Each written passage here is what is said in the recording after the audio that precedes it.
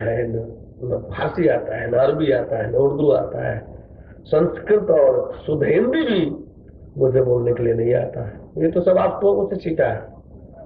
जो कुछ भी दो शब्द निकल रहा है तो सब आप सभी से सीखने को मौका लगा है। इस विषय में हम लोग कोई जानकारी नहीं है। संसार के विषय में कोई पक्की जानकारी, समुचित जानकारी हम लोग को कुछ नहीं है। ये तो जो आपसे सुने कह दिए है, ये तौलिया है। आप सबसे सुने जाने की तौलिया है, कह रहे हैं तौलिया है। कोई पूछ दे दोहरा कर ये तौलिया ही है, मैं कहेंगे भैया आप लोगों से सुना है कि तौलिया है। इससे आगे तो मुझे कुछ मालूम नहीं कि तौलिया है। ये कह रहे हैं कि माउथ पीस है, माइक है, माउथ पीस है, स्टैंड है। क्या स्टैंड ही है? तो भैया आप लोगों से सुना है कि स्टैंड है, ये माउथ पीस है, ये रॉड है, ये सुना है, बोल रहा हूं। क्या सच है क्या नहीं, कंपनी वाला से पूछिए। और लेकिन इन सभी ना जानकारियों के बावजूद केवल एक जानकारी है, जैसे बताया जीव ईश्वर परमेश्वर की जानकारी है। ज्ञान, शिक्षा, स्वाध्याय, अध्यात्म की जानकारी है। जीव शरीर, जीव ईश्वर परमेश्वर क्या है, ये शरीर क्या है, जीव क्या है, आत्मा ईश्वर ब्रह्म क्या है, परमात्मा परमेश्वर परम ब्रह्म क्या है, कहाँ रहता है, कैसा है, उसका नाम, रूप, स्थान, उसके कार्य करने के ढंग, उसके व्यवहार, उससे उपलब्धियां आदि, उससे संबंधित जो भी चीजें हैं, इस विषय में मौलिक जानकारी है। इतना ही तो सच्चाई है कि जीव ईश्वर परमेश्वर अलग अलग होता है, उसको जाना जा सकता है, देखा जा सकता है। जीव और परमेश्वर से बातचीत किया जा सकता है, उसका परिचय पहचान लिया जा सकता है, उसके संपर्क से अपनी क्षमता शक्ति को, कैपेसिटी को यानी असीमित बनाया जा सकता है, असीमित बनाया जा सकता है। उन्हीं में उनसे जुड़ करके उन्हीं में होते हुए उन्हीं की क्षमता शक्ति से युक्त हुआ जा सकता है। और मात्र ऋषि पूर्वजन से आज जो संसार में त्राहिमामत है, हर तरह के अभाव से ग्रसित है, हर तरह से कमी से ग्रसित है, अपने आप में अशांति, अपने आप में असंतुष्टि, बेचैनी, आज झूठ बोलने में लगे हैं, बेईमानी करने में लगे हैं, नाना तरह के अन्याय अनित करने में लगे हैं। आखिर इसकी आवश्यकता क्यों? कौन सी चीज है झूठ पूरा कर देगी और सच नहीं? क्या झूठ का दर्जा सच से श्रेष्ठ हो गया है? क्या धर्म जो धर्म से श्रेष्ठ हो गया है? क्या न्याय और नीति का दर्जा जो है न्याय और नीति से श्रेष्ठ है? ऐसा कदापि कभी भी नहीं रहा है, आज भी नहीं है और कभी होगा भी नहीं। असत्य धर्म, न्याय और अनीति जो है कभी भी सत्य धर्म न्याय नीति से श्रेष्ठ न रहा है, न है, न होगा। अब ये चीजें फिर यह हावी क्यों हो गया? सत्य धर्म न्याय नीति का लोप होता चला जा रहा है और सत्य धर्म न्याय नीति हावी होता चला जा रहा है। चारों तरफ से वो जो है हावी है। ऐसा क्यों? ऐसा क्यों?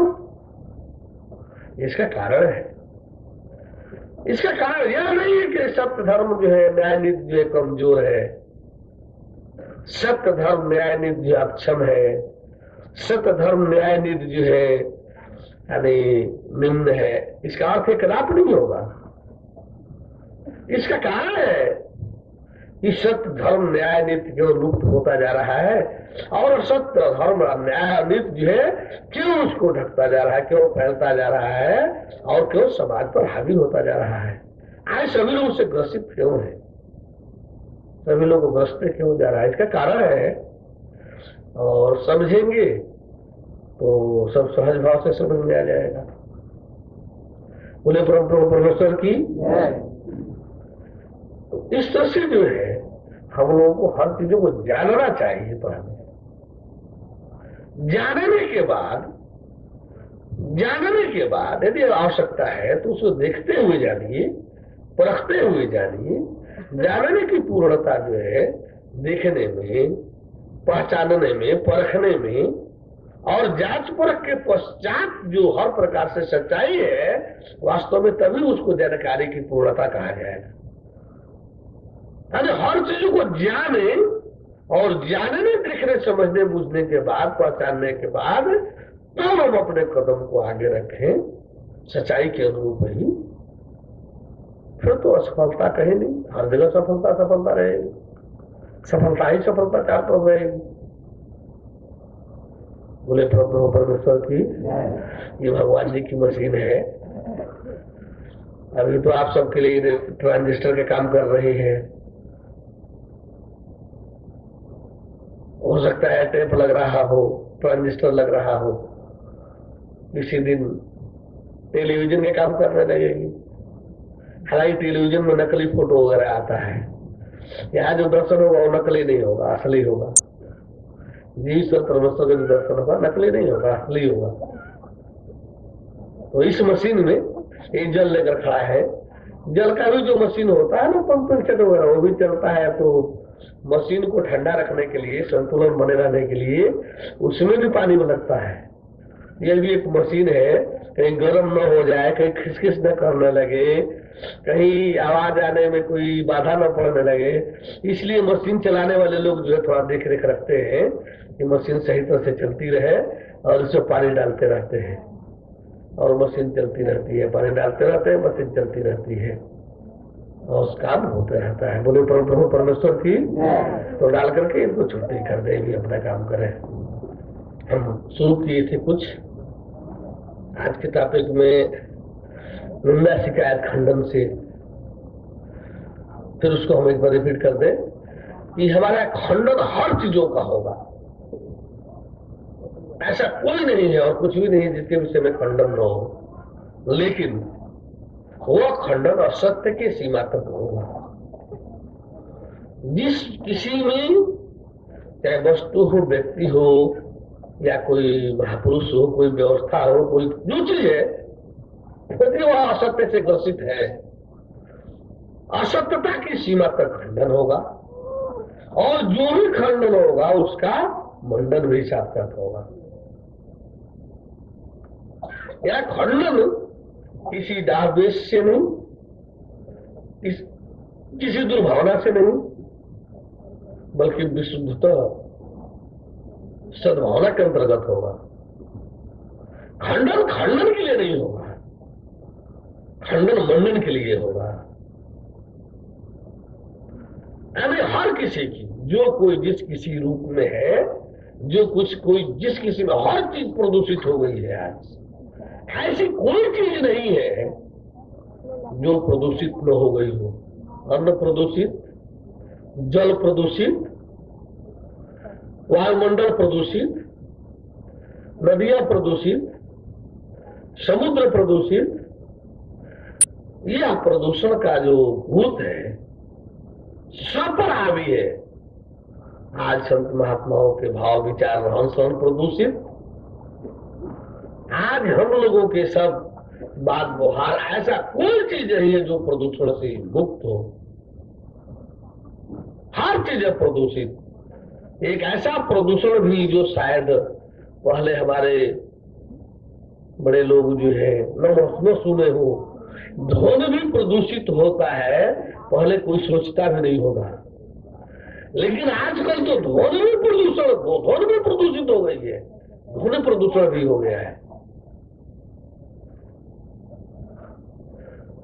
जहां तक प्रदूषण का सवाल है वहां तक तो खंडन है ही है। यदि प्रदूषण मुक्त आज कोई चीज है तो शायद लग रहा है केवल परमेश्वर ही होगा, केवल परमेश्वर। और वही है एक सर्व सामर्थ्यवान जो इन हर प्रदूषणों से चाहे तो इस धरती को उबार ले, नहीं चाहे तो इसको नष्ट हो जाने दे। चारों तरफ से घोषणाएं हो रही है नष्ट होने की, समाप्त होने की। पुराण भी कह रहा है, थोड़ा सा संशोधन इसमें अपना डाल दिया है। इस संशोधन होगा, कल किया जाएगा, तब ठीक करेगा। बाबे कह रही है कि अवतार होगा और वो जो है उसके मुंह से दुधारी तलवार निकलेगी, साफ तहस करके नया आसमान, नया चांद तारा, नया धरती और नया सब कुछ बनाएगा। कुरान शरीफ का कहना है कि क़यामत आ रही है, सब कुछ नष्ट हो जाएगा, सब नष्ट हो गए। पापी जो है एक लाइन में खड़े किए जाएंगे, पुण्यात्मा एक लाइन में खड़े किए जाएंगे, पापियों को दंड दिया जाएगा और पुण्यात्माओं को जो है, पापियों को जहन्नुम सदा के लिए, पुण्यात्माओं को जन्नत। और उसमें जो अल्लाह ताला के खास जो लोग अपने होंगे उनको बहिश्त के बाद मिलेंगे। भविष्यवक्ता भी नाना तरह की चुनौती भविष्यवाणी करने पर लगे हैं।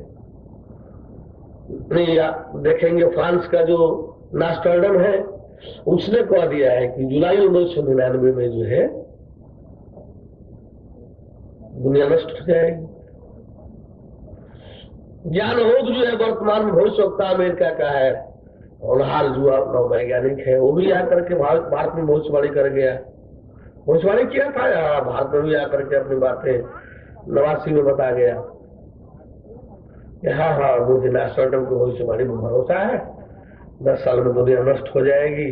उसमें पूछने पर कि क्या इसके बचने के कोई उपाय भी है, तो उन्होंने कहा कि हाँ, एक उत्तरी भारत में संत पैदा होगा, महात्मा होगा, यदि समय रहते लोग उसकी बात यदि चेत लिए तो दुनिया बच भी सकती है। वो दोनों बातें हरदम जो है करते हैं। एक तरफ दुनिया नष्ट होने वाली है, दूसरे तरफ वह चाहे तो दुनिया बच भी सकती है। तो हम लोगों को चाहिए कि वैसे संत की तलाश करनी चाहिए जिसके हाथ में क्षमता में दुनिया बचाने की क्षमता है।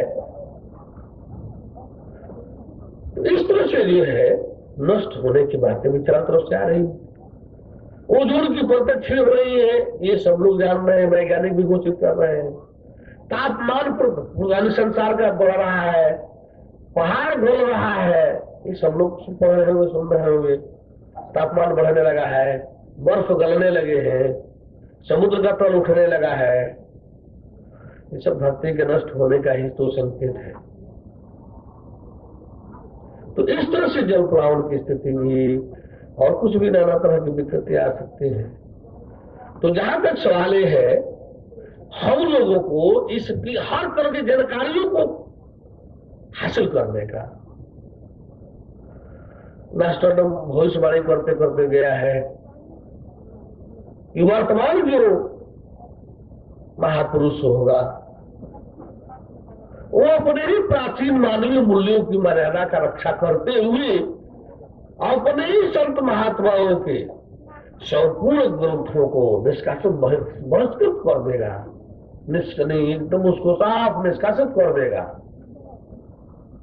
इनकार कर जाएगा। दिखाई दे रहा है सब चीज जहां जहां है।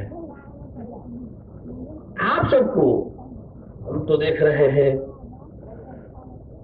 मानव योनि जो सृष्टि की कितनी कैसी योनि है, इसके विषय में सोचने का भी कोशिश नहीं करते कि कैसी योनि है और कौन सी योनि हमको मिली। छोटी सी मशीन खरीदने जा रहे हैं, 10 बार उसके विषय में जानकारी प्राप्त करते हैं। एक कोई मशीन खरीदने जा रहे हैं तो 10 बार उसकी जानकारी प्राप्त करते हैं, बार बार उसकी जानकारी और उसका रख रखाव, उसकी चलाने का ढंग सीखते हैं। और सृष्टि की सर्वोत्तम मशीन, सर्वश्रेष्ठ मशीन, सर्वश्रेष्ठ मान्यता प्राप्त मशीन जो आपको आपकी शरीर मिली है, इसके विषय में आपको कुछ भी जानने की जरूरत नहीं। ये क्या है, ये किस लिए आपको मिली है, इसको किस प्रकार